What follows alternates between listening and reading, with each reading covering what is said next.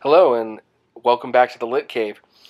This is Brian, and this will be a pretty short video. I didn't read a whole lot in the third week of February, but I love what I read, so let's jump in. The first book that I finished reading in the third week of February was A Tale of Two Cities. I had a goal to finish it during that week. My students were required to finish it during that week, and I wanted to finish with them. And it's a book that I've read before, but I had not read since ninth grade, and it was a tough book to get back into reading. So well written. I mean, Charles Dickens is considered one of the greatest writers of all time for a reason. And A Tale of Two Cities is a fantastic example of why he's such a great writer. However, for us, most of us, when we read now, we're used to there being a lot less setup to get to the point of the book. And for A Tale of Two Cities, there's a ton of setup, like a lot of setup.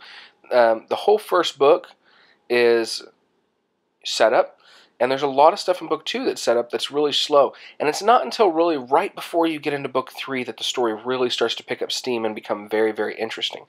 So the last part of the book was by far the most enjoyable part, and I give the book about 4 stars, which some of you may think is blasphemy, some of you may think is generous, but I really, really, really loved the book. If that first part of the book was not so slow, I probably would love it even a bit more. But in the end, you do feel like all that slowness, it pays off. Like everything has a reward.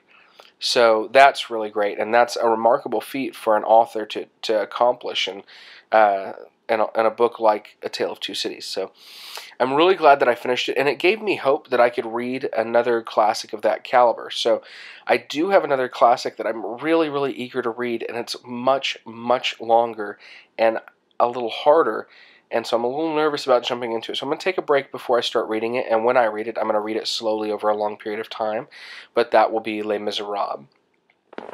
So the only other thing I read during the third week of February was Siege by Brian Michael Bendis, and Siege is a crossover comic collection, great alliteration, across a lot of the Marvel storylines, and it follows, essentially, we've got Norman Osborn, who many people will know as the original Green Goblin, has created this group of Dark Avengers, so they're villains masquerading as Avengers, and right now the government is behind them, and and there's been this weird situation where Asgard is no longer in its own realm. It's actually overlapping in the realm of Midgard, which is Earth, and so Asgard is on Earth, and Norman Osborn wants to go to war with them, and so there's this gigantic full-on war between a lot of our superheroes and the beings of Asgard, and then also, Norman Osborn's Dark Avengers. But we do see sort of a change of the regime as a result of this, and it's super well written.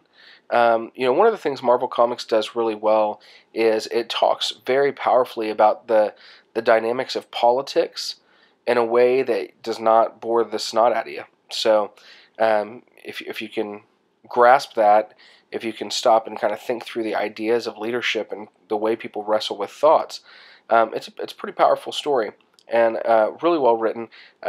Anything Brian Michael Bendis writes, I pretty much love. So was really great. Gave it 5 stars. So that's all I read in the third week of February, and I've continued to read Overwhelmed by Perry Noble.